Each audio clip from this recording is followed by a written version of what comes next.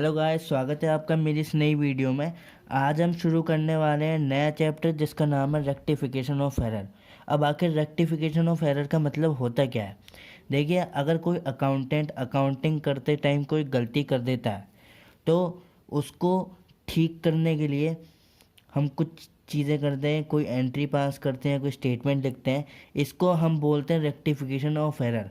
मतलब किसी गलती को सही करने को हम बोलते हैं रेक्टिफिकेशन ऑफ एरर। अब देखिए, हमारी जो एरर है वो 4 टाइप्स की हैं। सबसे पहली है हमारी एरर ऑफ ओमिशन, ठीक है। फिर है हमारी एरर ऑफ कमीशन, फिर है एरर ऑफ प्रिंसिपल, फिर है एरर कंपनसेटिंग एरर। हम इन चारों को पहला मतलब समझ लेते हैं। देखिए, जो हमारी सबसे पहला है एरर ऑफ ओमिशन, उसका मतलब क्या है? देखिए, ये वो एरर है जिसमें ट्रांजैक्शन या तो पूरी तरीके से या पार्शियली, मतलब आधी, हम गलती से छोड़ देते हैं एंट्री को, ठीक है। एग्जांपल ले लेते हैं कि मैंने फर्नीचर परचेज करा, ठीक है, और मैं एंट्री करना भूल गया। या मैंने कोई सामान खरीदा या मैंने कोई सामान बेचा, जो भी करा, लेकिन मैं उसकी एंट्री करना भूल गया, तो इसे हम बोलते हैं एरर ऑफ ओमिशन। अब ये एरर ऑफ ओमिशन 2 तरीके की होती हैं। पहली तो फुल्ली ओमिशन, दूसरा है पार्शली ओमिशन। देखिए, फुल्ली ओमिशन में क्या होता है, हम ना तो कुछ डेबिट करते हैं ना क्रेडिट करते हैं। लेकिन ओमिशन, पार्शली ओमिशन में क्या होता है, हम आधी एंट्री कर देते हैं, आधी एंट्री नहीं करते, ठीक है। अब हमारी दूसरी टाइप की एरर है एरर ऑफ कमीशन। अब आखिर एरर ऑफ कमीशन है क्या?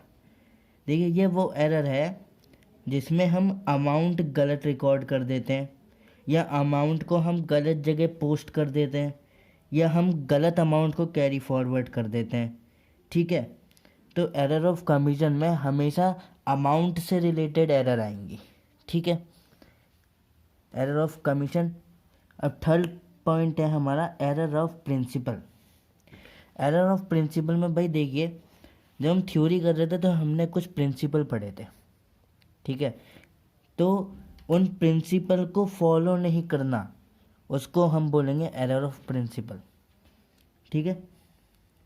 मतलब कुछ ऐसी एंट्री कर देना जिसमें हमने प्रिंसिपल को, अकाउंट के प्रिंसिपल को फॉलो ही नहीं करा, ये वो एरर होती है। फोर्थ है हमारी कंपनसेटिंग एरर। ये एरर वो एरर होती है जिसमें हमारी ट्रायल बैलेंस में ज़्यादा फ़र्क नहीं पड़ता है। भाई एग्ज़ाम्पल ले लेते हैं, भाई एग्ज़ाम्पल देखिए, जैसे हमारा शाम अकाउंट है, उसमें हमें 1,000 रुपये डेबिट करने थे लेकिन हमने कर दिए 100 रुपये। और राम के अकाउंट में हमें 100 रुपये डेबिट करने थे, हमने कर दिए 1,000 रुपये। तो दोनों का एक तरीके से क्या हुआ, भले ही अकाउंट दूसरे में डेबिट हो गई अमाउंट, लेकिन जो है एक तरीके से ट्रायल बैलेंस हमारे इक्वल हो गई। तो वो एक तरीके से हमारी जो ट्रांजैक्शन है वो कंपनसेट हो गई। तो इस चीज़ को हम बोलते हैं कंपनसेटिंग एरर। अब देखिए, ये 4 तरीके की एरर थी, ठीक है। अब क्वेश्चन करने से पहले हमें 2 चीज़ें जाननी है। वो 2 चीज़ें कौन कौन सी हैं देखिए। एक तो होता है हमारा बिफोर ट्रायल बैलेंस, ठीक है। फिर आता है हमारा after trial balance.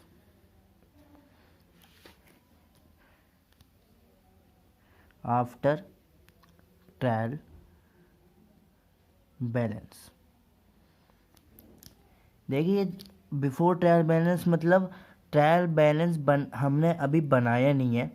Trial balance बनाने से पहले हमसे कोई गलती हो गई है तो वो हम ठीक कर रहे हैं।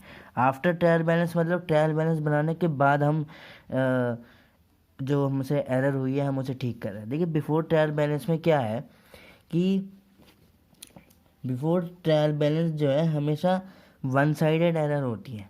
मतलब अगर हमने कुछ डेबिट कर दिया है तो उसे क्रेडिट करना भूल गए हैं। या अगर एग्जांपल लें कि भाई परचेज बुक में 50,000 रुपये लिखने थे, लिख दिए हमने 40,000, तो 10,000 रुपये बढ़ा दो, है ना। तो बिफोर ट्रायल बैलेंस में हमारी कौन सी एरर आती है? वन साइड एरर, ठीक है।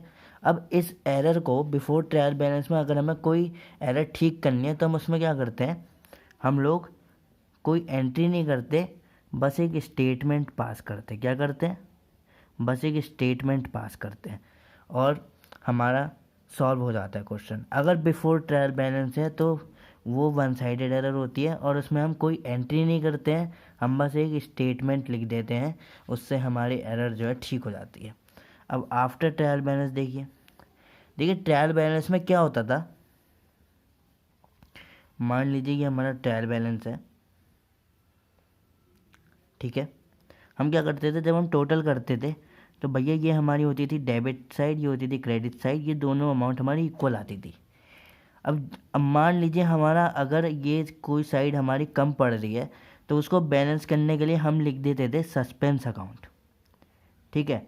अब हमारी ट्रायल बैलेंस तैयार हो गया है, हमारा टोटल इक्वल है, हमें कोई लेना देना नहीं है, लेकिन हमसे जो गलती हुई है इसलिए तो टोटल इक्वल नहीं आया, इसलिए तो हमें सस्पेंस अकाउंट लिखना पड़ा। तो सस्पेंस अकाउंट क्यों लिखना पड़ा, ऐसी कौन सी एरर आई उसको चेक करते हैं हम, और उसके बाद हम लोग क्या करते हैं इस, अब चाहे वो वन साइड एरर हो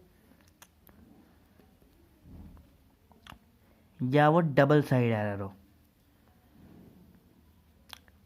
ठीक है, कौन या तो वो वन साइड एरर हो या वो डबल साइड एरर हो, हम इसमें एंट्री पास करते हैं,